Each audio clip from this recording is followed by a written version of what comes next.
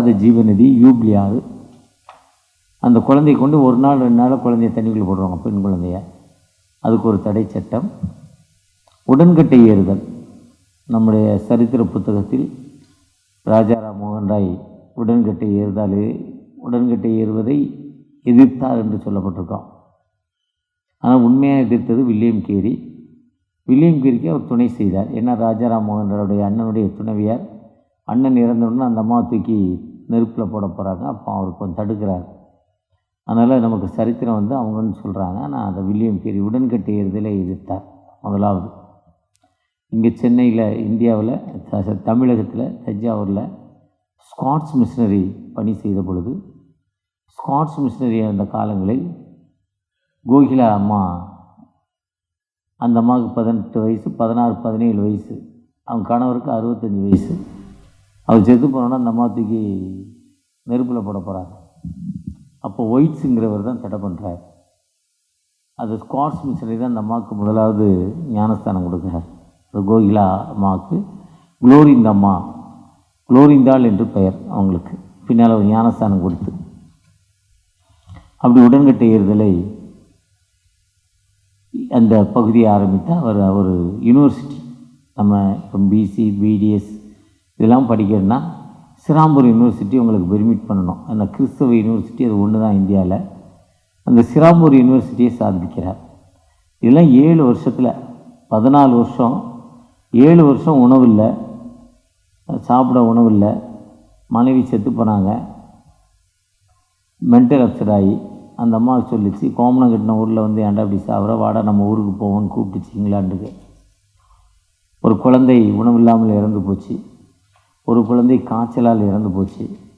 நம்ம இங்கே இருக்க வேண்டாம், போயிடுவாங்கன்னு கூப்பிட்டாங்க. ஆனால் அந்த அவர் சொன்னார், அவர் என்ன ஜெபம் பண்ணார்னா, இருளில் வாழும் ஜனங்கள் பெரிய வெளிச்சத்தை காண்பதற்காக என்னை அழைச்சிட்டு வந்தப்பா, ஆனால் என் வாழ்வு இருளாய் மாறிவிட்டதே, என் வாழ்வு இருளாய் மாறிவிட்டதேன்னு சொல்லி அழுதார். ஆண்டவர்கிட்ட ஜெபம் பண்ணார். இந்தியாவில் அவர் அப்படி ஒரு ஜெபத்தை பண்ணார். அந்த ஜெபத்தை கேட்ட ஆண்டவர் 7 வருஷத்தில் ஒரு பெரிய மிரக்கிள்ஸ், பெரிய அற்புதம், பெரிய அதிசயம். 7 வருஷத்தில் 7 ஆண்டுகளில் அவ்வளோ பெரிய காரியங்களை செய்தார். அதெல்லாம் சாதாரணமாக நடக்கக்கூடிய காரியங்கள் அல்ல. அந்தளவுக்கு ஆண்டவர் அவரை வில்லியம் கேரியை உயர்த்தினார். பொதுவாக இதெல்லாம் ஆண்டவர் செய்த பெரிய பெருமை. அதை நம்ம பாஸ்டர்ஸ்லாம் போய் பார்த்துட்டு வந்தாங்க. சிராம்பூர் யூனிவர்சிட்டியில் 100 ரூபாய்க்கு 3-4 ரசகுல்லா கொடுத்தாங்க, சூப்பர் ரசகுல்லா. மீன் குழம்பு கொடுத்தாங்க, சாப்பாடு, நல்ல சாப்பாடு கொடுத்தாங்க. அப்புறம் போனோன்னு ஒரு டீ பிஸ்கெட்டு, வர்றப்போ ஒரு டீ பிஸ்கெட் கொடுத்தாங்க 100 ரூபாய்க்கு. என்றைக்கும் கொடுக்குறாங்க. சிராம்பூர் யூனிவர்சிட்டியில் போய் அதை பார்த்துட்டு அப்புறம் அங்கேருந்து அந்த யூப்ளி ஆற்றுல போட்டில் போயிட்டு, அங்கேருந்து போட்டை தாண்டி போனால் சதுப்பு நிலக்காடுகள், சுந்தர்பன்ஸ் என்று பெயர். எப்போ தண்ணி கூடும் எப்போ தண்ணி குறையுன்னு தெரியாது. அந்த மக்களுடைய ஆதாரம் மீன் பிடிக்கிறது. அந்த தண்ணி கூடுறப்போ அவங்களுடைய குளத்தை, அவங்க வீட்டுக்கு முன்னால் குளம் மாதிரி வச்சுருக்காங்க, அதில் தண்ணி வருது, மீன் பிடிச்சி சாப்பிட்றாங்க. அந்த மக்களையும் அவங்க சந்தித்து 2 பெண்டிகா சர்ச்சுக்குள்ளே போனாங்க. அங்கே பாஸ்டர் ஐசையாங்கிற ஒருத்தர், இங்கே தண்டையார்பட்டில் இருக்க தாவீது நம்முடைய பிஷப் பால்ராஜ் அவர்கள் சர்ச்சிலேருந்து ஐசியாவை சப்போர்ட் பண்ணி கல்கட்டாவுக்கு அனுப்புனாங்க. அவங்கள 2 நாள் கூப்பிட்டு போகிறாங்க. அதுக்கப்புறம் அங்கேருந்து ஐஎம்எஸுடைய பணித்தளம் மால்டா, கல்கட்டாவிலேருந்து 450 கிலோமீட்டர் மால்டாங்கிற ஒரு சிட்டியில் குனேர் பணித்தளத்தை பார்த்தார்கள். கடந்த வருஷத்தில் மகாராஷ்டிரா மாநிலத்தில் கச்ரோலி டிஸ்ட்ரிக்ட், மகாராஷ்டிரா மாநிலத்தோட தலைநகர் பாம்பேலேருந்து 450 கிலோமீட்டர் கச்சோரி டிஸ்ட்ரிக்ட். இங்கேருந்து 12 மணி நேரம் சென்னையிலேருந்து ஸ்ட்ரெயிட்டாக சந்திரப்பூர் போய் அவங்க கச்சோரி டிஸ்ட்ரிக்டை பார்த்து சில கிராமங்களை சந்தித்து ஒரு பெரிய ரிவைவல் மீட்டிங், ஒரு வாலிபர் முகாம், எழுப்புதல் முகாம் நடத்தி அதில் நானும் என்னுடைய துணையாரும் கலந்து கொண்டோம். ரொம்ப பயங்கரமான ஹீலிங் சர்வீஸ் நடந்துச்சு. ஏன்னா அவங்க ஒரு 2 மாதமாக அதுக்காக ஜெபம் பண்ணாங்க. அந்த கூட்டத்தில் கலந்து கொண்டு திரும்ப பாம்பே பார்த்து இந்த டூர்லாம் முடித்து வந்தாங்க. அந்த 35-40 பாஸ்டர்ஸ். எனக்கு இந்த வருஷத்தில் என்னவோ தமிழ்நாட்டுக்குள்ளே மிஷன் டூர் போகலாங்கிற ஒரு எண்ணம். அதனால் ஜார்க்கண்ட் மாநிலம் இந்தியாவில் மலைகளும் பள்ளத்தாக்கும் நிறைந்த ஒரு பகுதி. 20 மணி நேரம் 22 மணி நேரம் ட்ராவல் ட்ரெயினில். ரொம்ப பின்தங்கின ஒரு பகுதி ஜார்க்கண்ட் இந்தியாவில். இன்னும் டீ 2 ரூபாய்க்கு கொடுக்குறான்.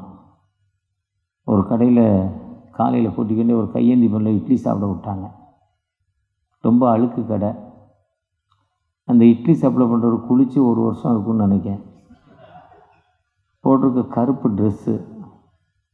இந்த கடையில் கொண்டு டிஃபன் சாப்பிட விட்றாருன்னு நினச்சிக்கிட்டே இறங்கினேன். ரொம்ப கஷ்டப்பட்டு இறங்கினேன்.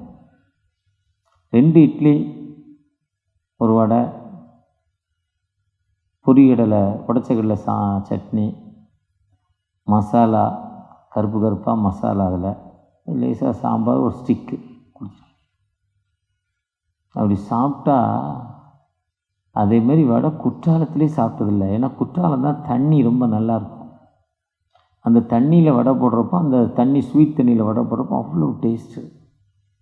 அந்தளவுக்கு ஒரு டெரிஃபுல் டேஸ்ட்டு அந்த இட்லியும் அந்த வடையும் அந்த சட்னியும். ஜார்க்கண்டில் இன்னொரு காட்ஸிலான்னு ஒரு ரயில்வே ஸ்டேஷன்.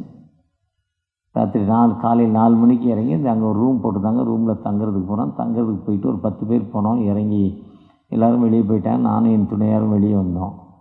ரயில்வே ஸ்டேஷனுக்கு முன்னால் சைக்கிளில் இட்லி வச்சுருக்கான். ஏழை கப்பு.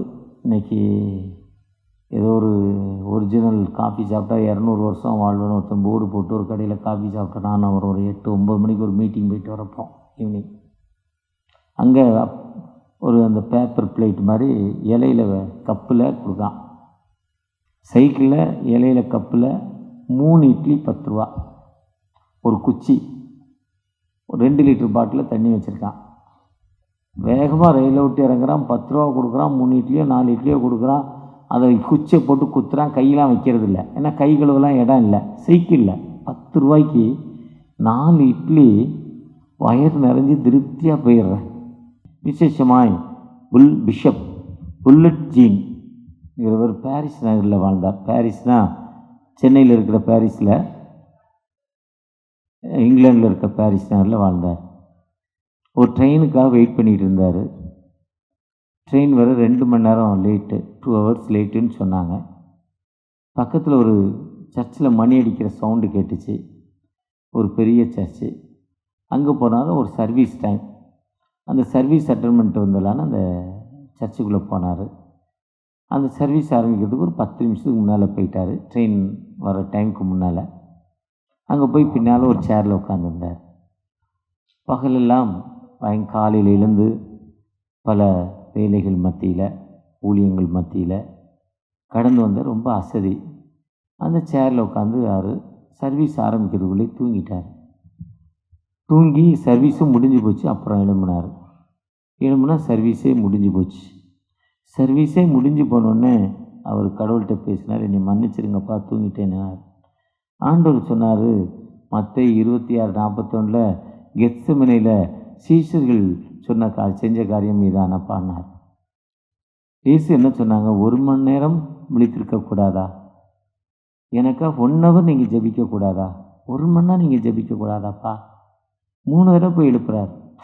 சரி, விஸ்வாத்தான் வந்துட்டான், வேலை முடிஞ்சது, நீங்கள் என்ன தூங்கப்பா, முடிஞ்சு போச்சு உங்கள் ஆட்டுன்னு சொல்லிட்டு போயிட்டார்.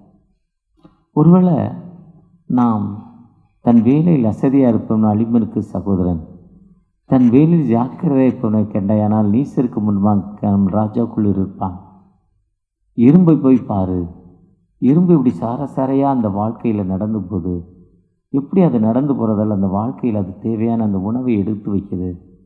அதே மாதிரி நீங்களும் நானும் ஆண்டுடைய சன்னிதானத்தில் காத்திருந்து நம்முடைய ஊழியத்திற்காக, நம்முடைய ஊழியத்தின் வளர்ச்சிக்காக, அநேக மக்களுடைய விடுதலைக்காக, நம்முடைய நாட்டின் தேவைக்காக, நம்முடைய தலைவர்களுக்காக எப்பொழுதும் ஜெபிக்கிறப்போ ஓசனா டவரில் ஐயா இவங்களுடைய ஃபாதர் எப்படி ஜெபித்து இவ்வளோ பெரிய ஒரு திருச்சபை நிறுவியிருக்கிறாரோ, இன்றைக்கி ரெவரண்ட் டாக்டர் மோகன் ஐயா ஏஜி திருச்சபை நியூ வாழ்வு திருச்சபை எந்த அளவுக்கு உயர்ந்திருக்கிறாரோ, வடசென்னையில் பாஸ்டர் ஐஜான் எந்த அளவுக்கு ஆட்களோடு உயர்ந்திருக்கிறாரோ, அந்த ஆண்டவர் இன்னைக்கு பாலியாங்கிச்சோ வெறும் 100 பேரோடு சர்ச்சை ஆரம்பித்தவர் 1000 குடும்பங்கள் எதிர்பார்த்தாரு. ஆனால் இன்னைக்கு 14 லட்சம் மக்கள் அவங்க சர்ச்சில் இருக்காங்களாம். 14 லட்சம் மக்கள் வாழ்ந்து கொண்டிருக்காங்களாம். அதற்கு காரணம் என்னென்னா முழங்கால் தாங்க, வசதி இல்லாமல் ஜெபிப்பதாங்க. ஒருவேளை இன்றைக்கி நிறைய பாஸ்டர்ஸு எவ்வளவு கஷ்டமான சூழ்நிலையில் கிட்டத்தட்ட நான் 25 வருஷம் சர்ச்சை ஆரம்பித்து 25 வருஷம் ஆச்சு. அந்த 5 குடும்பம், அந்த மாமனும் மச்சானும் அண்ணனும் தம்பியும் தான் இருக்கிறாங்கிற நிலைமையை விட்டுட்டு இன்றைக்கி திருச்சபையில் நமக்கு வளர்ச்சி இருக்கா? திருச்சபையில் வளர்ச்சியின் காரியங்கள் இருக்கா? இல்லையேங்க. நிறைய பேருக்கு இல்லை. ஆனால் ஒரு சிலர் பாருங்கள் வளர்ந்து கொண்டே இருக்காங்க. இன்றைக்கி ஜெபாஸ்டின் பார்த்திங்கன்னா ஒரு வாடகை இடத்துக்கு தான் போனார். அந்த பில்டிங்கை அவருக்கு சொந்தமாக்கிட்டார். மத்தியாஸ் வெறும் சாதாரண இடத்துக்கு கிட்டத்தட்ட அந்த இடத்தோட விலையே வெறும் ஒரு 5000 ரூபாயோ 10,000 ரூபாயோ அது கூட வாங்க முடியாத நிலைமை தான் மஞ்சள் பையை தூக்கிட்டு வந்தார். இன்றைக்கி அது 2 அடுக்கு பில்டிங் போட்டு இன்றைக்கி ஒரு பெரிய திருச்சபையாக அதை காணப்படுது. காரணம் முழங்கால் தாங்க. எனக்கு தெரியும் ஒரு நாளைக்கு 8 மணி நேரம் மத்தியாஸ் பார்த்து ஜெபம் பண்ணுவாருங்க. ஒரு காலத்தில் எங்கள் வீட்டில் வந்து தான் ஜெபம் பண்ண ஒரு ரூம்குள்ளே சும்மா ஒரு ரூம் ஃப்ரீயாக இருந்துச்சு. அந்த ரூமில் ஒரு ரூம் குப்பையாக இருக்கும், குடோன் மாதிரி இருந்துச்சு. அதில் பாயை போட்டு உட்காந்துக்கிட்டு ஜெபம் தோத்திரம் ஆண்டவரே, தோத்திரம் ஆண்டவரே, தோத்திரம் ஆண்டவரே, தோத்திரம் ஆண்டவரேன்னு சொன்னதால் இன்றைக்கி வாழ்க்கையில் எந்த அளவுக்கு முன்னேறி இருக்கிறாருங்க. ஒருவேளை நீங்கள் நானும் ஜெபிக்கிறப்போ ஆண்டவர் உங்களைனே உயர்த்தும் ஆண்டவர், உங்களுக்கு எனக்கு வாழ்வு கொடுக்கும் ஆண்டவர். நீ எனக்கு என் வாழ்க்கையில் முன்னேறலைன்னா ஜெபிக்கலைங்க, ஆண்டவர்கிட்ட விசுவாசம் இல்லைங்க. யார் 5 ரூபா கொடுப்பா, யார் 10 ரூபா கொடுப்பான்னு அலையதை விட ஓபன் ராபர்ட் செய்யாவை போல நீங்கள் ஜெபத்தில் தரிச்சிருக்கிறப்ப கேசிஎஸ் பக்கத்தில் ஒரு சின்ன இடத்துல நடந்த ப்ரேயர் இன்னைக்கு ஓசனா டவருங்கிற ஒரு பெரிய அரங்கத்தை ஆண்டவர் கொடுத்து ஆயிரக்கணக்கான மக்கள் ஆராதிப்பதற்கு இடத்தை கொடுத்துருக்கிறாருன்னா ஜெபம் தாங்க. அந்த வாழ்க்கையில் ஒன்றும் இந்த உலகத்தில் கொண்டு வர்றதில்ல, இங்கேருந்து ஒன்றும் கொண்டு வரதில்லை. ஆனால் தன் வேலையில் அசதியாக இருப்பவன் அலிமனுக்கு சகோதரன். தன் வேலை ஜாக்கிரதை இருப்பவனை கண்டாயானால் நீசருக்கு முன்பாக நிற்காமல் ராஜாக்களோடு இருப்பான். நீங்கள் நானும் எப்படிப்பட்ட ஒரு வாழ்க்கையில் வந்திருக்கிறோம். ஒருவேளை இன்னைக்கு ஐயாவுடைய பிறந்த நாளில் ஒரு நோட்டீஸில் போடுக்கார், இடைவிடாமல் ஜெபம் பண்ணுங்கள், தூத்திரத்தோடு ஜெபம் பண்ணுங்கள், கண்டினியூ டு த ப்ரேயர். ஒரு பாஸ்டருங்கிறவர் ஒரு நாளைக்கு எவ்வளோ நேரம், கிட்டத்தட்ட எங்களுடைய முன்னால் ஒரு பிரசங்கியாக சொல்வார், 10ல் 1 24 மணி நேரம், 24 மணி நேரத்துக்கு 10ல் 1. பாஸ்டருங்கிறவர் அப்படி இல்லை, 60ல் 1, 8 மணி நேரம் 9 மணி நேரம் என்ன பண்ணணும், ஜெபம் பண்ணணும். எந்த அளவுக்கு உங்கள் ஜெபத்தை நீங்கள் கூட்டி பாருங்க. இந்த மாதத்தில், இந்த தேதியில், இந்த நாளில், இந்த 21ஆம் தேதி 2வது மாதத்தில் கிட்டத்தட்ட 40 நிமிடங்கள் கடந்து வந்திருக்கோம், 43 நிமிடங்கள் கடந்து வந்திருக்கிறோம். நீங்கள் இன்றைக்கி அப்படி ஒரு கொள்கையோடு அப்படி ஒரு அர்ப்பணிப்போடு ஒருவேளை 4 மணிக்கு ஐயா வீட்டுக்கு விட்டாலும் வீட்டுக்கு போய் சேர நீங்கள் 8 மணி 9 மணி ஆனாலும் ரொம்ப டயர்டாக இருக்கேன்னு படுத்து தூங்காமல் ஒரு 10-15 நிமிஷம் அந்த தூக்கத்தோடே ஒரு ஜெபம் பண்ணிட்டு நீங்கள் உங்கள் வாழ்க்கையை தொடர்ந்து பாருங்கள். வருகிற ஆண்டில் அங்கே ஒரு அற்புதங்க, ஒரு அடையாளங்க, நிச்சயமாக வாழ்க்கையில் ஒரு முன்னேற்றங்க. உனக்கு விரோதமாய் உருவாக்கப்படும் எந்தவித ஆயுதமும் வாய்க்காதை போன்னு சொல்கிறாரு. நமக்கு விரோதமாக எழும்புறது அதுதாங்க. மூளை சாதிக்காதை முழங்கால் சாதிக்க சொல்கிறார். மூளையே சாதிக்காது, ஆனால் என்ன பண்ணும், முழங்கால் சாதிக்க. ஒரு ஹிச்சு போட்டு போகணும். கடந்த நாட்களில் இந்த பாலியாங்கிச்சோடைய இந்த வாட்ஸ்அப் ஏதோ கேட்டேன், வெறும் 1000 குடும்பங்களோடு ஆரம்பித்தேன். 1000 இல்லை, இதோ கொஞ்சம் 100 பேர் எவ்வளோ சொல்கிறார், 1000 பேருக்காவது வந்துடணும்னு நினச்சாராம். ஆனால் இன்றைக்கி 14 லட்சம் பேராம் உலகத்தில். தென்கொரியாவில் பெரிய சர்ச்சு, அவர் சர்ச்சு தான். அந்த அளவுக்கு வாழ்க்கையில் முன்னேறிக்குன்னா அவரால் முடியாத காரியம் ஒன்றுமே இல்லைங்க. ஒருவேளை ஆண்டவர் நம்ம தொட்டுட்டா தொட்டதாங்க. ஏன்னா அவரும் வானத்தையும் பூமியும் படைத்த சர்மவுள்ள தேவன். அவரை நோக்கி பார்த்த முகங்கள் வெட்கப்பட்டு போனதில்லை. நீங்கள் நானும் நம்முடைய இந்த ஊழியத்தில் எந்த அளவுக்கு கடவுள்கிட்ட நம்ம முன்னேற்றமான பாதையில் போயிருக்கோம். நீங்கள் இங்கே கடந்து வந்த பாதையில் எவ்வளோ நாள் ஊழியத்தை ஆரம்பித்தோம் பாருங்கள், இன்றைக்கி எப்படி இருக்கோம் பாருங்கள். இன்றைக்கி ஐயா நோட்டீஸில் என்ன போட்டிருக்காங்கன்னா, இடைவிடாமல் ஜெபம் பண்ணுங்கள், continue to the prayer, no gap. கேப்பே இருக்கக்கூடாது. ரோமர் 12:12 சொல்ல, ஜெபத்தில் உறுதியாய் தரித்திருங்கள். ஜெபம் மட்டும்தான் நமக்கு முதலீடு, வேறு ஒரு முதலீடுமே இல்லை. ஒரே முதலீடு. இப்போ 1 லட்சம் போட்டு ஒரு கடை திறக்கிறோம், 1 கோடி போட்டு ஒரு கடை திறக்கிறோம் இல்லை, வெறும் ப்ரேயர் தான். அது மட்டும்தான் கான்செப்ட். கவர்மெண்ட்லேருந்து 40 லட்சம் வந்தது, அதை வட்டி கொடுத்தோம், வட்டி வந்தது, வாங்கி சாப்பிட்டோம், அதெல்லாம் முதலீடாக ஏமாற்றிட்டு போயிடுவான். முடிஞ்சு போச்சு ஆட்டம். இன்றைக்கி சோத்துக்கே வழி இல்லை. ஆனால் என்ன வேணும், ப்ரேயர். அதுதான் ஃபவுண்டேஷன். பெரிய பில்டிங் நிற்கணும்னா, இப்போ நாங்கள் ஒரு ஹாஸ்பிட்டல் ஒன்று ஆரம்பிச்சிருக்கோம், 4 ஃப்ளோரோ 5 ஃப்ளோரோ கட்டியிருக்காங்க. கீழே 100 அடி தோண்டி ஃபவுண்டேஷன் போட்டிருக்கான். அந்த ட்ரில் ஃபைல் வச்சு காங்கிரீட் இப்போ பாலம் நிற்கிதுன்னா, பெரிய பாலம் 3 அடுக்கு இவ்வளோ பெரிய மெட்ரோ ரயில் போகுதுன்னா கிட்டத்தட்ட 200 அடி கீழே என்ன பண்ணுறாங்க, ட்ரில் பண்ணி எவ்வளோ தூரம் போதோ அந்த பாறை போகிற வரையும், அந்த லூஸாக இருக்க வரையும் போட்டுக்கிட்டே இருக்கான், ட்ரில் அடிச்சுக்கிட்டே இருக்கான். அடிக்க அடிக்க அதில் காங்கிரீட்டை ஊற்றிக்கிட்டே இருக்கிறான். அதுதான் ஸ்ட்ராங் ஃபவுண்டேஷன். எவ்வளோ நேரம் ஆண்டோடைய சன்னிதானத்தில் நம்முடைய டைமை கூட்டுறோமோ சொல்கிறாரு 1 தெசலோனிக்கேயர் 5ஆம் அதிகாரத்தில், இடைவிடாமல் ஜெபம் பண்ணுங்க, நோ கேப். கொலோசியர் திருச்சபைக்கு என்ன சொல்கிறாரோ பவுலடிகள், அதைத்தான் தெசலோனிக்கேயர் திருச்சபைக்குன்னு சொல்கிறார். ரோம திருச்சபைக்கு சொல்கிறப்போ நீங்கள் ஸ்ட்ராங்காயிரு, அது நல்ல ஊர் இல்லை, நீ ஜெபத்தில் மட்டும்தான் தரித்திரு. பிலிப்பியருக்கு சொல்கிறப்போ ஒன்றுக்கும் கவலைப்படாமல், do not worry about anything, நீங்கள் ஒன்றுக்கும் கவலைப்படாமல் தோத்திரத்தோடு கூடிய ஜெபத்தினாலும் விண்ணப்பத்தினாலும் நன்றி செலுத்துங்கள். நீங்கள் ஒன்றுக்கும் கவலைப்படாத. நான் கவலைப்படவே கூடாது. எனக்கு சுகர் வியாதி இருக்கு, நாளைக்கு இவ்வளோ கடன் பிரச்சனை வருது, நாளைக்கு இத்தனை பேர் இவ்வளோ பிரச்சனை, கவலைப்படவே வேண்டாம்.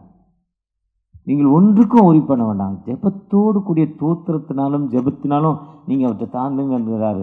1 பேதுரு 5ஆம் அதிகாரத்தில் சொல்கிறாரு, அவர் உங்களை விசாரிக்கிறவரானால் படியால் உங்கள் கவலையெல்லாம், என்னுடைய தேவை என்னுடைய விசாரிக்கிறவர்.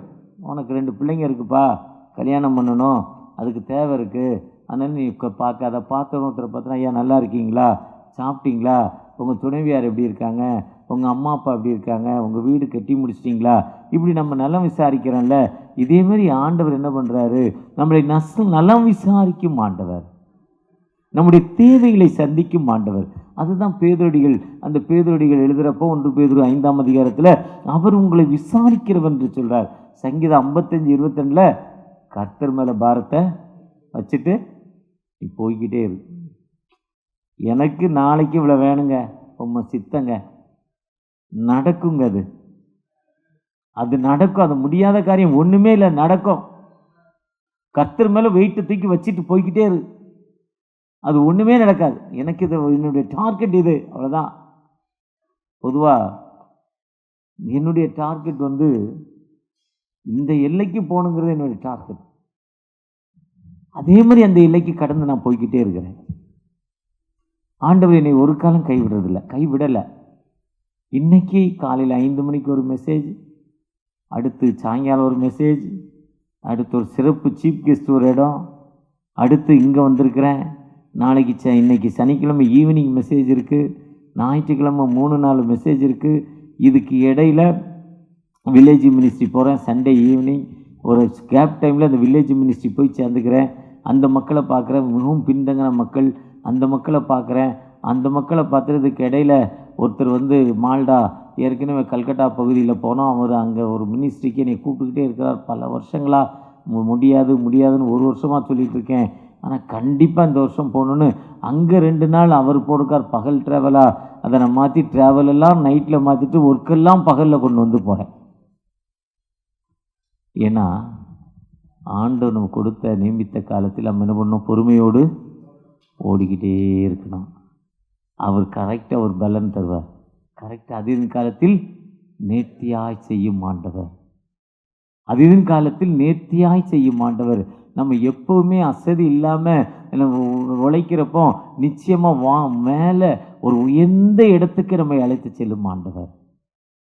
ஏன்னா அவர் சொல்கிறாரு, நான் கொடுத்த வேலை. நீ எப்படி அந்த எறும்பை பற்றி சொல்கிறப்போ ஒரு புறா பார்த்துச்சான் எறும்பை. அந்த புறாவுக்கு உணவு கிடைக்கலையா, உணவு கிடைக்கலன்னா அந்த எறும்பை பார்த்து எனக்கும் கொஞ்சம் இதில் சேர்த்துக்கோன்னுச்சான். எறும்பு சொல்லிச்சான், வா வேலை செய்ய, என் கூட இரு. ஆனால் அது மனசு பேசிச்சான். சின்ன இதாக இருந்தாலும் எவ்வளோ லைனாக போகுது பாருங்கள், நோ கேப்பு, ஓடிக்கிட்டே இருக்கு பாருங்கள். அந்த வழியிலேருந்து நீங்கள் அது உங்கள் கையில் தள்ளி விடுங்க, திரும்ப அது 8 பல்ட்டி அடித்து அந்த லைனில் சேர்ந்துக்கணும். அது நிற்கவே நிற்காது. அதே மாதிரி அந்த வேதனையின் மத்தியில், அந்த துன்பத்தின் மத்தியில் அது வேலை செஞ்சுதான். அப்போ அந்த புறா பார்த்து தன் வாழ்க்கையை மாற்றிக்கிடுச்சான். அதே மாதிரி தான் நீங்கள் நானும் இந்த பாசிட்டிவில் வேலை செஞ்சு இவ்வளோ வளர்ந்துருக்கிறாரு. நம்ம ஏன் வளரக்கூடாது? வளராது காரணம் என்ன? நான் ஏன் வளர முடியல? எனக்கு ஏன் வீட்டு வாடகை கொடுக்க முடியல? எனக்கு ஏன் வீட்டில் என் ஒய்ஃபு ஆடு மேய்ச்சி எனக்கு சோறு போடுறான்? என் ஒய்ஃபு கொத்தனார் வேலை செஞ்சு நான் பாஸ்ட்டு வெள்ளை பேண்ட்டு வெள்ளை சட்டை போட்டு கையில் பேக்கோட ஊழியத்துக்கு போகிறேன்னு காலையில் கிளம்பி ஒரு பாஸ்டர்ஸ் மீட்டிங்கில் உட்காந்துட்டு வீட்டுக்கு போயிருந்தேன். ஆனால் அந்த அம்மா போய் கொத்தனார் வேலை செஞ்சு சோறு போடுதே, நம்ம என்னைக்காவது கேள்வி கேட்டிருக்கோம்மா? அந்த அம்மாவை ராஜாத்தை மாதிரி வீட்டில் ஜெபம் பண்ண வச்சுட்டு நீ உண்மையாக ஒரு ட்ராக்ஸ் கொடுத்து ஒரு 4 பேரை 4 பேருக்கு சந்தித்து காஸ்பல் சொல்லு. நீ காஸ்பல் சொல்கிறப்போ அங்கே ஒரு ஹீலிங் கிடைக்கும், அங்கே ஒரு ஹீலிங் கிடைச்சோன்னா அவங்க வீட்டை உன் பேரில் எழுதி கொடுத்துட்டு போயிடுவாங்க. இதுதான் வாழ்க்கை. எத்தனை பேர் இப்படி போய்கிட்டு இருக்கோம்? பொதுவாக நாம் இன்னைக்கு எப்படி ஒரு அர்ப்பணிப்போடு ஜெபத்தோடு காலையில் தான் பாஸ்டர் ஏசனா சொன்னார். எனக்கு ரொம்ப பிடிச்ச ஒரு பகுதி, நிறைய தடவை சொல்லிட்டேன். அவர் சொல்கிறாரு, உட்கார்ந்து சாப்பிடக்கூடாது, படுத்து தூங்கக்கூடாது. ஒரு சினிமாவில் ஒருத்தர் சொன்னார், மூடிக்கிட்டு படுத்தானே படுத்துக்கிட்டு மூடிக்கிட்டானார். இவர் சொன்னார், உட்கார்ந்து சாப்பிடக்கூடாது, படுத்து தூங்கக்கூடாது. சிரிச்சிட்டாங்க பாஸ்டர்ஸ். நம்ம டேனியல் ஸ்கூலில் நடந்துச்சு. அதில் ஜெபாஸ்டின் வந்திருந்தார், மத்தியாஸ் பாஸ்டர் வந்திருந்தார். 20 வருஷத்துக்கு முன்னால் சொன்னார், ஒரு வீட்டுக்கு போனால் உட்காருங்க ஐயா, மீன் குழம்பு வச்சுருக்கோம், மீனை கழுவிக்கிட்டு இருக்கேன், இப்போ குழம்பு கொதிச்சிட்டு இருக்கு, அந்த மீன் குழம்பு உங்களுக்கு தரேன், சாப்பிட்டு போங்கன்னா அந்த மீன் குழம்பு வெந்து உப்பு ஏறுற வரையும் உட்காந்து என்ன பண்ணக்கூடாது? சாப்பிடக்கூடாது.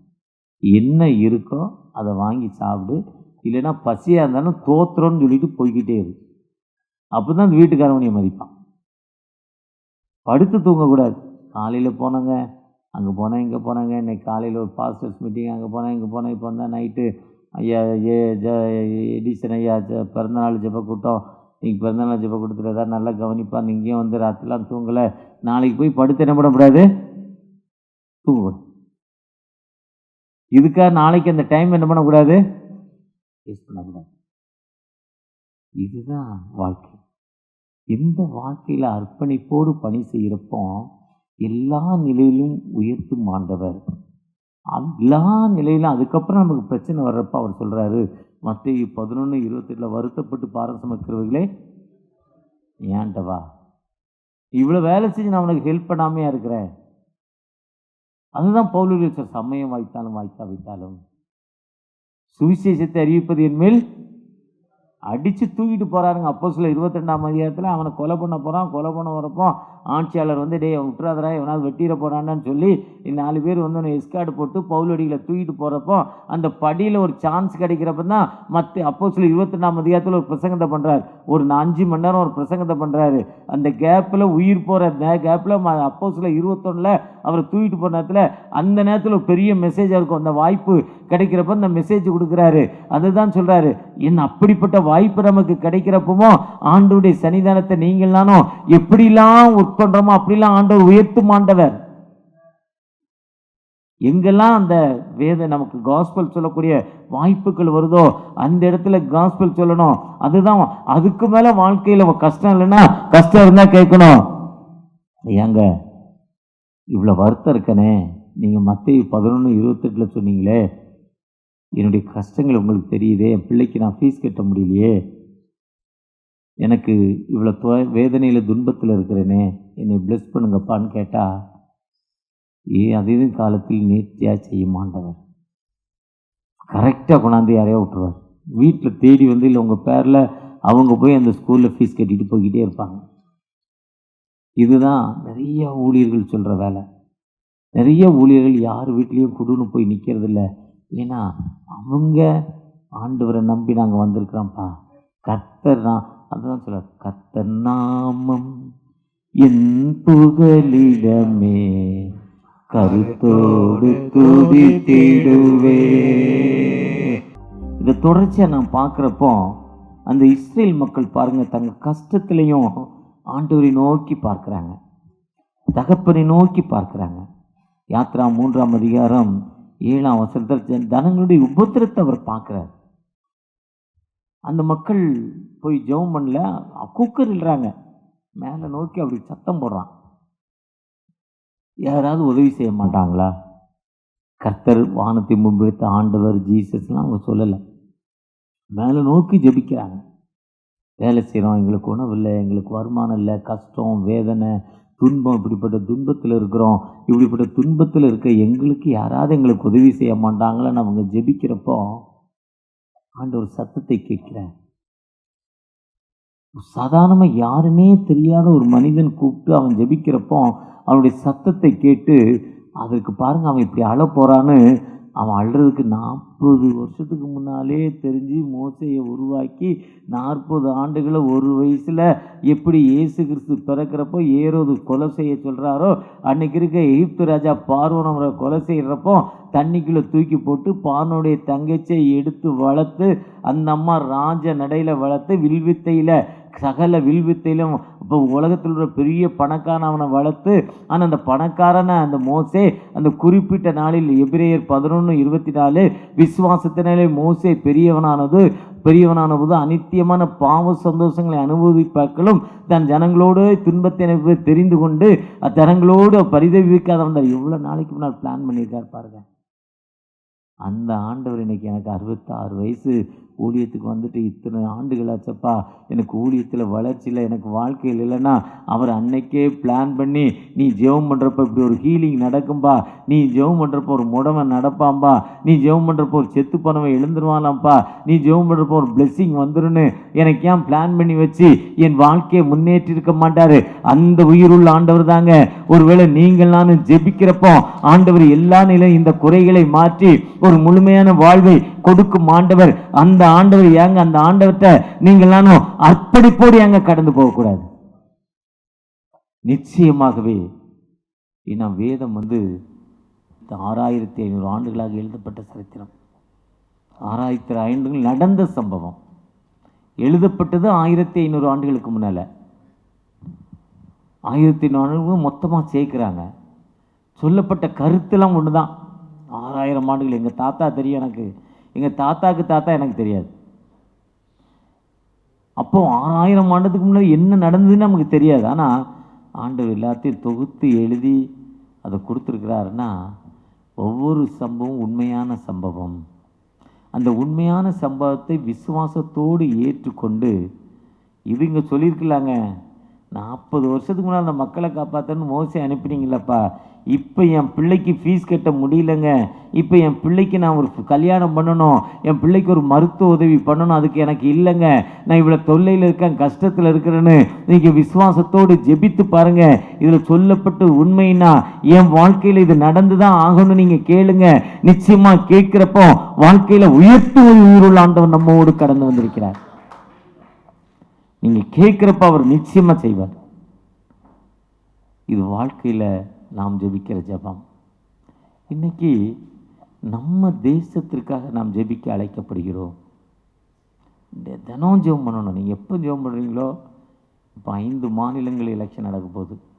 கேரளா, தமிழ்நாடு, வெஸ்ட் பெங்கால், புதுச்சேரி, அஸ்ஸாம், புதுச்சேரி. இல்லை ரொம்ப தூர பார்வை தமிழகம், அடுத்து வெஸ்ட் பெங்கால்.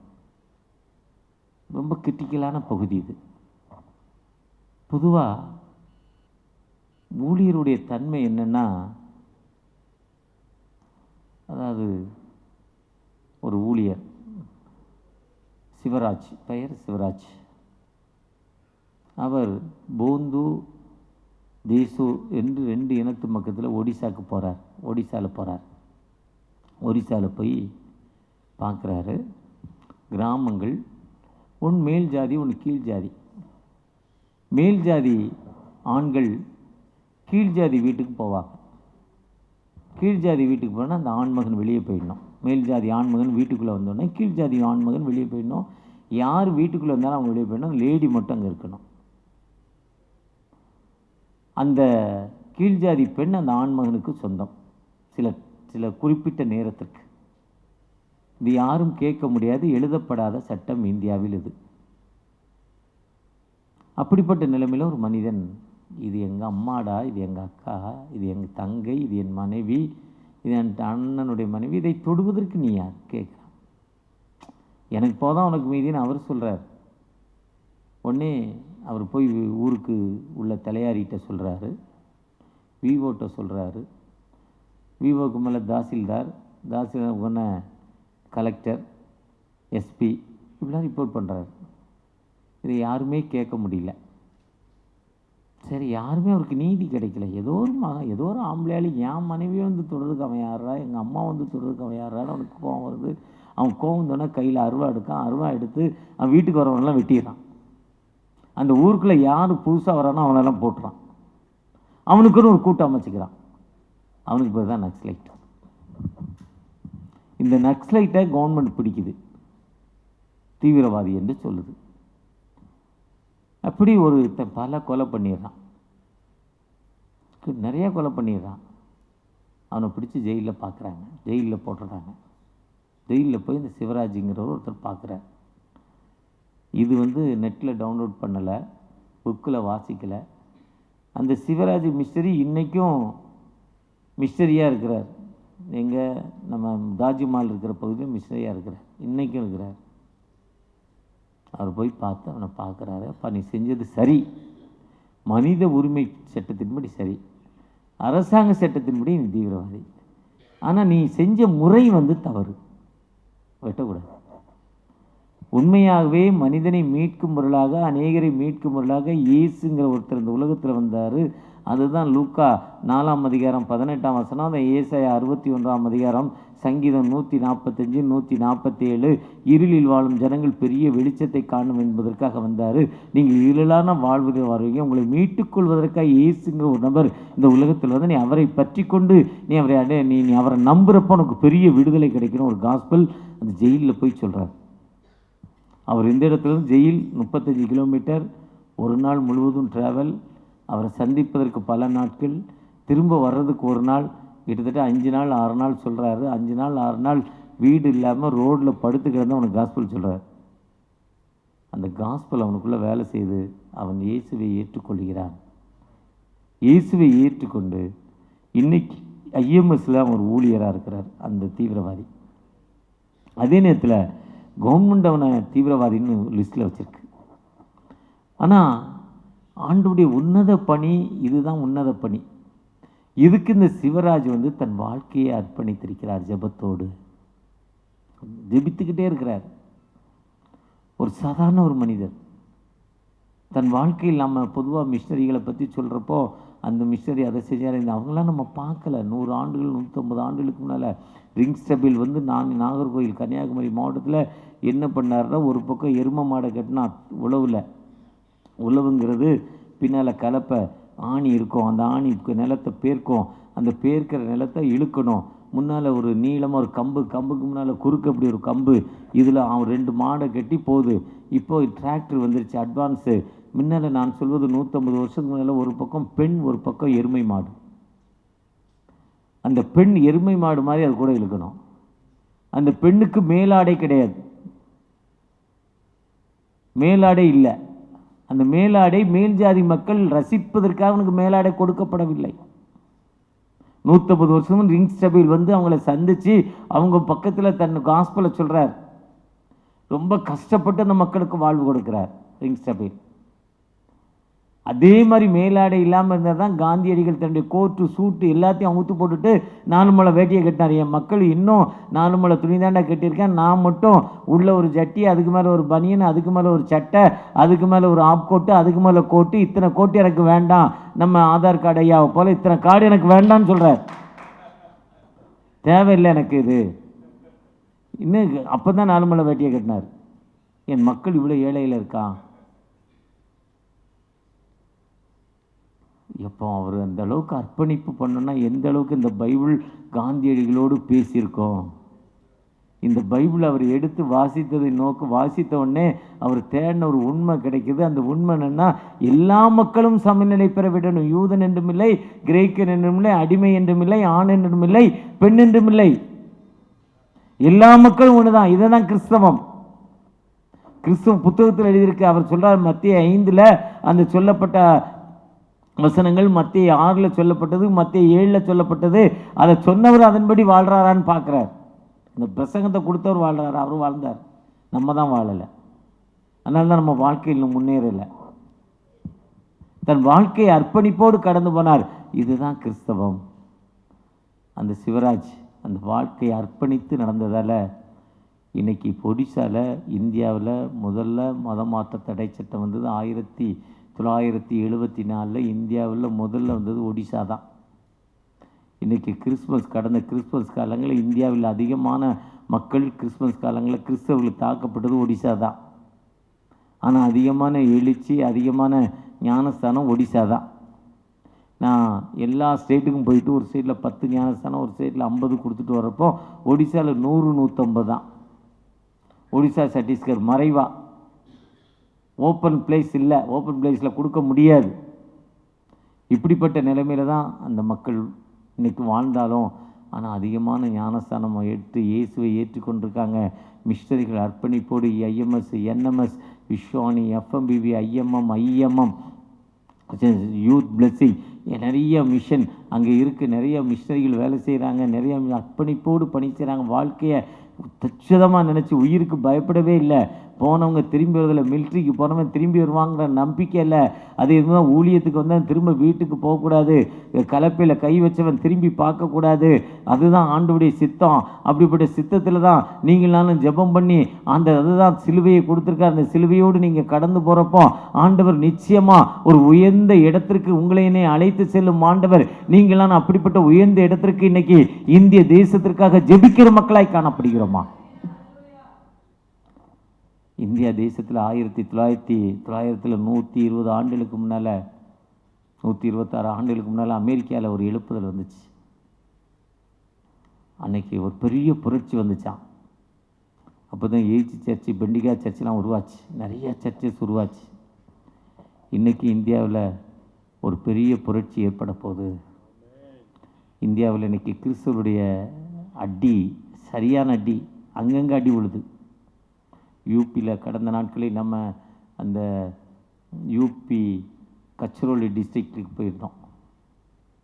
அவங்க கிராமம்லாம் போய் பார்த்தாங்க. பாஸ்டர்ஸ் பெரிய மீட்டிங் நடத்தினார். 3 மாதத்துக்கு முன்னால் ஒரு யூத் மீட்டிங் நடத்தணும் பிளான் பண்ணுறார். அந்த யூத் மீட்டிங் நடத்துறதுக்கு முன்னால் அந்த யூத் மீட்டிங்கை பற்றி அவங்க கிராமங்களில் சொல்கிறாங்க. கிராமத்துக்கு சின்ன சின்ன சர்ச்சில் போய் யூத் மீட்டிங் நடக்கும் போது வாங்கன்னு இயேசு உங்களுக்கு அற்புதம் செய்கிறாருன்னு அவங்க சொல்கிறாங்க. அப்போ அது யூத் மீட்டிங் போகிற மாதிரி வாலிப மகன் போகிறான், வீடியோ எடுக்கிறான், அவங்க தலைவருக்கு அனுப்புகிறான். இவங்க மதம் மாற்றுறாங்க. இன்னும் இந்த பாஸ்டர் பிடிச்சி ஜெயிலில் போட்டான். யூபியில் 10 பேர் அப்படி ஜெயிலில் இருக்கான். 4 பேர் வெளியே வந்திருக்கான், 6 பேர் இன்னும் வெளியே வரல. ஜட்ஜ்மெண்ட்டு அவன் ஒன்றும் மதம் மாற்றணும் ஜட்ஜ்மெண்ட்டு, ஆனால் ஜட்ஜி கையெழுத்து போட பண்ணுறாரு. அதில் கையெழுத்து போட முடியாத நிலைமை. இன்றைக்கி யூபியில், உத்தரப்பிரதேசில், லக்னோவில் ஜெயிலில் 10 பேர் 15 பேர் இருக்காங்க. IMSல மகாராஷ்டிரா மாநிலத்தில் அந்த யூத் மீட்டிங்கை நடத்த முடியல. அந்த பாஸ்ட்டு போய் ஒளிய வச்சுட்டாங்க. இருந்தாலும் FIR போட்டு திரும்ப ஜெயிலுக்கு போயிட்டார். அந்த மத்தியில் இன்னைக்கு அவர்கிட்ட நான் எனக்கு டிக்கெட் போட்டார் அடுத்த வாரம் போகிறதுக்கு. அவர்கிட்ட பேசுகிறப்ப என்னாச்சு, சிறப்பாக இன்றைக்கி ஒரு மீட்டிங் நடத்தி முடித்தோன்னார். நான் அங்கே சாட்சி எப்படி இருக்குது தெரியுமா? நாங்கள் போயிருக்கப்போ தான் ஒரு சாட்சி சொன்னார். அந்த மிஷினரி சொன்னார், ஒரு தாத்தாவை காட்டினார். இன்றைக்கி 80 வயசு. 25 ஆண்டுகளுக்கு முன்னால் நடந்த சம்பவம். அவருக்கு 60 வயசாக இருக்கிறப்ப பையனை தோளில் தூக்கி போட்டு வர்றார். பிளட் சர்க்குலேஷன் இல்லை, உடம்புலாம் ஐஸ் ஆகிடுச்சு, செத்து போனான். வேறு போக்குவரத்துக்கு வசதி இல்லை, பஸ்காரன் ஏற்ற பண்ணுறான். கெஞ்சி கூத்தாடி அவன் பாடியை பஸ்ஸில் ஏற்றிட்டு வர்றார். செத்து போனவனை பாடியை தூக்கிட்டு வர்றார். தூக்கிட்டு வந்து அந்த நாங்கள் தங்கின அந்த தனோரா பெரிய கூட்டம் நன்ற இடத்துல ஒரு ரவுண்டான ஒரு மரம் இருக்குது. அதில் ஒரு ரவுண்டான மாதிரி உள்ளே வச்சுருக்காங்க. அந்த ரவுண்டானில் போடுறார். போட்டுட்டு அங்கே இருக்க அந்த இன்றைக்கி இன்சார்ஜ், அங்கே ஃபீல்டு இன்சார்ஜ், இந்த சர்ச்சுக்கு எப்படி ஓப்பன் ட்ரெஸ் ஐயாவுடைய மகன் இன்சார்ஜ், அதே மாதிரி அந்த ஏரியாவுக்கு அவர் தான் இன்சார்ஜ். அன்னைக்கு வந்து சாதாரண ஒரு ஆள் அசிஸ்டண்ட் செத்து போனான், ஜெபம் பண்ணுங்கிறார். கை வச்சு பார்க்குறாரு, உடம்பெல்லாம் ஐஸ் ஆகிட்டு ரத்த ஓட்டமே இல்லை, செத்து போச்சு. அப்படி கொண்டாந்து ஒரு பாடியை போட்டு ஜெபம் பண்ணுறான். நீ சொல்கிறாரு. அவன் மிஸ்டரி, ஒரு சாதாரண மிஸ்டரி. என்னடா அவன் ஷாக் ஆகிட்டானா. இருந்தாலும் அவர் விசுவாசத்தோடு சொல்கிறார். ஜபாஸ்டின் சதீஷ் துணைவியாரெலாம் வந்திருந்தாங்க அந்த மீட்டிங்கில். அங்கே சொல்கிறார், என்கிட்ட சொல்கிறார், இதெல்லாம் நம்பிக்கையோடு அந்த பாடி பக்கத்தில் முட்டி போட்டாரான், ஜெபம் பண்ணாரான். ஜெபம் பண்ணுறப்போ 6 மணி நேரம் உணர்ச்சியே இல்லாத ஒரு மனிதன், ரத்த ஓட்டமே இல்லாமல் உடம்பு ஐஸான ஒரு மனிதன் உயிரோடு எழுந்து நடந்துட்டாராங்க. அதுக்கு காரணம் அந்த அவருடைய ஜெபந்தாங்க. இன்றைக்கும் காலையில் 4 மணிக்கு எழுந்து அவர் ஜெபம் பண்ணுறாருங்க. இப்போ எனக்கு ஒரு டிக்கெட்டை மாற்றி மாற்றி போட்டுக்கிட்டு இருக்கார். ராத்திரி 11:30 மணிக்கு கூட அவர்கிட்ட இப்போ பேசினேன். அவர் முழிச்சிருக்காருங்க. காரணம் என்னென்னா ஜெபந்தாங்க வாழ்க்கை. அந்த ஜெபத்தில் அவர் இருக்க போய் தாங்க அந்த ஃபீல்டில் அந்த அடி வாங்கிட்டு நிற்கிறாங்க.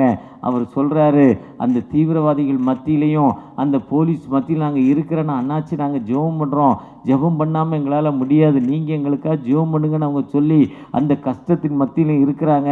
ஒருவேளை இன்றைக்கி இந்தியாவில் அப்படிப்பட்ட நிலைமை இருக்கிற இந்தியாவில் நீங்கள்லாம் இன்றைக்கி தமிழ்நாடு அப்படிப்பட்ட நிலைமைக்கு போயிடக்கூடாதுங்க. தமிழ்நாட்டில் முன்னால் எங்கேனாலும் சர்ச்சை கட்டலாம், இப்போ கட்ட முடியாதுங்க. அப்படிப்பட்ட கஷ்டங்கள் வந்திருக்கு. ஒரு பிஷப் சொல்கிறாரு, அரசாங்கத்துடைய தலைவர்கள் எல்லாம், அரசியல்வாதிகள் எல்லாம் நம்ம சொல்கிறத கேட்குறாங்க, அவங்க சொல்கிறத நம்ம கேட்குறோம். ஆனால் அரசு அதிகாரிகள், அவங்க தலைவர்கள் சொல்வதை கேட்கறதில்ல. கிறிஸ்தவத்துக்கு முழுமையான ஆப்போசிட் அதிகாரிகள் ஃபுல்லாக வந்துட்டாங்க. 90 விழுக்காடு கிறிஸ்தவத்துக்கு எதிரான அதிகாரிகள் வந்துட்டாங்க. அவங்க கிறிஸ்தவத்துக்கு எதிராக அவங்க ஊட்டப்பட்டு வந்திருக்காங்க. இந்த நிலைமை மாற்றப்பட வேணும்னா நீங்கள் நானும் ஜெபிக்கிற தவிர வேறு வழியே இல்லைங்க. இந்திய தேசத்திற்காக, இந்திய மக்களுக்காக நீங்களானும் இடைவிடாமல் ஜெபிக்க ஜெபிக்க ஜெபிக்க ஒரு பெரிய எழுப்புதல் இந்திய தேசத்துல, சென்னையில, வட சென்னை பகுதியில, இந்த பகுதியில ஒரு பெரிய எழுப்புதலை ஆண்டவர் தரப்போறாருங்க. இதுக்கு நீங்களானும் ஜெபிக்கிற ஜெபம் மட்டும்தாங்க நிச்சயமா முடியும். நீங்களானும் ஜெபிக்க ஜெபிக்க, அதுதான் இவனை விழுங்கலாம் என்று கட்சிக்கிற சிங்கம் போல் சாத்தான் வகை தேடி திரிகிறான். இன்னைக்கு இருக்கிற அரசியல் சூழ்நிலையை பார்த்தீங்கன்னா, எப்படியாவது கிறிஸ்தவனுக்கு விரோதமா செயல்படுத்துறோம். தமிழ்நாடு தான் கிறிஸ்தவத்துக்கு ஊற்று உயிருமான இடம். இந்த இடத்தை அடிச்சா முடிஞ்சிரும்னு அந்த சாத்தான் ரொம்ப சுத்திட்டு இருக்கான். இதுக்கு ஒரே வழி ஜெபம். ஜெபத்தை தவிர ஒரு வழியே இல்லை. நம்ம கத்தி வேண்டாம், ஈட்டி வேண்டாம், துப்பாக்கி வேண்டாம். நீங்கள் முழங்காலில் நின்றுட்டாலே ஒரு நாளைக்கு எவ்வளோ நேரம் ஜெபிப்பீங்களோ தெரியாது. இன்றைக்கி இந்திய தேசத்தில் இது ரொம்ப ரெக்கார்டான ஒரு எலெக்ஷன். இது ரொம்ப ரெக்கார்டான எலெக்ஷன். நல்ல தலைவர்கள் வேணும். எங்கள் தேசம் சந்திக்கப்பட வேண்டும். ஐஎம்எஸில் 1500 மிஷினரிகள் இருக்காங்க. என்எம்எஸில் 350 மிஷினரிகள் இருக்காங்க. எஃப்எம்பிவி விஸ்வானில் 5000 மிஷினரிகள் இருக்காங்க. 5000 ஜேம்ஸ் மினிஸ்டரில் அதே மாதிரி இருக்காங்க. இந்த ஊரில் கிட்டத்தட்ட 1 லட்சம் மிஷினரிகள் வர்றாங்க. இந்த மிஷினுடைய பாதுகாப்பு நம்முடைய ஜெபம் மட்டும்தான். நீங்கள் துட்டு கொடுக்காதீங்க, ஜெபம் பண்ணுங்கள். நம்ம மிஷனே சர்ச்சுக்குள்ளே சொல்ல விடுறது இல்லையே. நம்ம காணிக்க அவன் தள்ளிட்டு போயிடுவான்னு விடுறது இல்லையே. நிறைய பாஸ்டர்ஸ் விடுறதில்லை. ஏன்னா இதில் வர்றது 100 ரூபா, அது இறக்கே பத்தாது. இதை நீ பங்கு போட்டு கேட்டால் என்னடா அர்த்தம்னு நினைக்கிறோம். ஆனால் இறைக்கிற கிணறு மட்டும்தான் ஊறும். நீ கொடுக்குற மட்டும்தான். நீ எப்படி அளந்து போடுறியோ அப்படி தான் உனக்கு திரும்ப அளப்பார். மல்கியா 3:10 சொல்லிட்டார், தெளிவாக சொல்லிட்டார். நீ எப்படி அளக்குறியோ அப்படி தான் திரும்ப அளக்கப்படும். மிஷனுக்காக நீங்கள் ஜெபிக்கிறப்போ, கொடுக்குறப்போ உங்களுடைய ஊழியங்கள் எல்லா நிலையிலும் உயர்த்தப்படும். அதில் மாற்று கருத்தே இல்லை. அப்படிப்பட்ட ஒரு உயிருள்ள ஆண்டவர் நம்மோடு கடந்து வந்திருக்கிறார். இந்த காலத்தில் நம்ம கண்டினியூ டு த ப்ரேயர், இடைவிடாமல் ஜெபிக்கிற ஜெபம் நம்ம தேசத்திற்காக, தேசத்து மக்களுக்காக. அன்னைக்கு எப்படி வாழ்ந்தாங்களோ அதே மாதிரி மக்கள் இன்றைக்கும் ஒடிசாவில் மலைப்பகுதியில் மேலாடை இல்லாமல் மக்கள் வாழ்ந்து கொண்டிருக்காங்க. மணியினால் ஆடைகளை அலங்கரித்து கொண்டு அவங்க அந்த மலையை விட்டே கீழே வர்றதில்ல, மலைப்பகுதியில் வாழ்ந்து கொண்டிருக்காங்க. ஸ்கூலுக்கு தெரியாது, ஸ்கூலுக்கு போக முடியாது. இன்றைக்கி அப்படிப்பட்ட பகுதியில் மிஷனரிகள் மூலம் நம்ம கொடுக்குற காணிக்கையில் தான் அவங்க ஸ்கூல் நடத்தி இங்கேருந்து பிள்ளைகளை கொண்டு போய் டீச்சரை அங்கே வச்சு அந்த டீச்சர் மூலம் அந்த பிள்ளைகளுக்கு எஜுகேஷன் கொடுத்து அவங்க மத்தியில் கலெக்டர் உருவாகிறான். ஏன்னா அவங்க மோஸ்ட் பின்தங்கின பகுதி மலைஜாதி மக்களுங்கிறதால அவங்க +2 முடித்து ஒரு டிகிரி முடித்தோடனே அவன் இன்ஸ்பெக்டர் ஆயிடுறான், இல்லை கலெக்டர் ஆயிடுறான். அந்த மக்கள் உயர்வுக்கு இருக்குது. இன்றைக்கி மிஷன் இருக்குன்னா இன்றைக்கி அப்படிப்பட்ட வளர்ச்சி தாங்க. அப்படிப்பட்ட நிலைமை தான் தமிழ்நாட்டில் இருந்துச்சு. ஆனால் இன்றைக்கி அப்படிப்பட்ட நிலைமை தமிழ்நாட்டில் மாற்றப்பட்டு அரசில் கெசட்டட் ரேங்கில் கிறிஸ்துவ அதிகாரிகள் குறைஞ்சிக்கிட்டே இருக்காங்க, ரொம்ப குறைஞ்சிட்டாங்க. நம்முடைய பிள்ளைகளை நாம் ஐஏஎஸ் ஐபிஎஸ்க்கு பயிற்சி பண்ணணும். ஜெபம் பண்ணி படிக்க வைங்க. உங்கள் பிள்ளை தலையிலையும் கை வச்சு ஜெபம், நீ ஒரு ஐஏஎஸ் ஆகணும், நீ ஒரு ஐபிஎஸ் ஆகணும், நீ பாஸ்டர் ஆகணும். ஐஏஎஸ் ஐபிஎஸ் மூலம்தான், உயர்ந்த பதிவு மூலம் தான் நாம் பாதுகாக்கப்பட முடியும். அப்படிப்பட்ட மக்கள் உருவாக்கப்பட வேண்டும். அப்படிப்பட்ட ஜெபத்தை ஆண்டவர் கேட்கிறார்.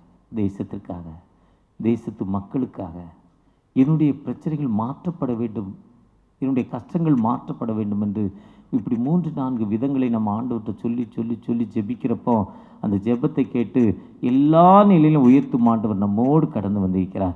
அந்த ஆண்டவர்கிட்ட, தகப்பனே எங்களோடு பேசியிருக்கீங்க, நன்றி தகப்பனே, எங்களை பிளஸ் பண்ணுங்க தகப்பனே, எங்களை ஆசீர்வதிங்க தகப்பனேன்னு நோக்கி பார்ப்போமா. நீங்கள் எப்பொழுதும் ஜெபம் பண்ணுங்கள் என்ற வார்த்தையின்படி என்னுடைய தேவைக்காக, என்னுடைய தேசத்திற்காக, என் தேசத்தில் இருக்கும் பின்தங்கின மக்களுக்காக, என் தேசத்தில் இன்னைக்கு இருக்கிற நிலைமை மாற்றப்பட தகப்பனே, நல்ல அரசு ஏற்படுத்த எங்களுக்கு ஜெபம் பண்ண ஒரு தைரியத்தை தாங்க தகப்பனே. உன் ஜெபம் ஒரு நாளும் வீண் போகாது தகப்பனே. அப்படிப்பட்ட ஒரு ஜெபத்தோடு ஜெபிக்க எனக்கு கிருபை தாங்க. இனி ஜெபத்தை கேட்கிற தகப்பன், ஜெபத்தின் மூலம் எங்களுக்கு விடுதலை கொடுக்கிற தகப்பன் அல்லவா. எங்களுடைய அந்த கூப்பிட்ட நாளிலே என்று சொல்லியிருக்கீங்க. பக்தி உள்ளவனுடைய ஜெபம் எப்போ கேட்கப்படும் என்று சங்கீதம் 4:3 சொல்லியிருக்கீங்க தகப்பனே. ஒரு விசை கூட அன்புள்ளவனை ஜெபம் கேட்கப்படும் சொல்லிருக்கீங்க. என்னுடைய ஜெபத்தை கேட்டு என் தேசத்துல வருகிற மே மாதம் நடக்க போகிற தேர்தல்ல ஒரு பெரிய எழுப்புதல் தகப்பனே, ஒரு பெரிய அற்புதம் தகப்பனே, என் தேசத்துல நல்ல தெரிவுகள் எழுப்பப்பட தகப்பனே. உம்மால முடியாத காரியம் ஒண்ணுமே இல்லை தகப்பனே. நாங்க கடந்த தேர்தல் எல்லாம் ஜெபித்தோம், எங்களுடைய ஜெபத்தை கேட்டு நல்ல அரசாங்கங்கள் எங்களுக்கு தந்தீங்க தகப்பனே. உமக்கு துரோகமான தடைகள் அகற்றப்பட்டுச்சு தகப்பனே. நாங்கள் பாஸ்டர்ஸா ஒன்று கூடி ஜெபித்தோம். அதே மாதிரி வருகிற நாட்களிலும் நாங்கள் ஒன்று கூடி ஜெபிக்கப்பா. எந்தவித எதிர்பார்ப்பு இல்லாம எந்த வேட்பாளர் நாங்கள் பணத்தை வாங்க மாட்டோம் தகப்பனே. நல்ல அரசாங்கம் எங்களுக்கு வேணும் என்பதுதான் எங்களுடைய கொள்கை. எந்த வேட்பாளர் கொடுக்க ஏனாம் எங்களுக்கு வேண்டாம். ஆனா நல்ல வேட்பாளர், நல்ல எம்எல்ஏ, நல்ல எம்பி வேணும். அதற்காக நாங்கள் ஜெபிக்க ஒன்று கூடி நாங்கள் ஒன்று கூடி ஜெபிக்க நீங்க எங்களுக்கு கிருபை செய்யுங்க தகப்பனே. ஒரு விசை கூட அப்படிப்பட்ட ஜெபத்தின் வாஞ்சை எங்கள் மத்தியில தாங்க.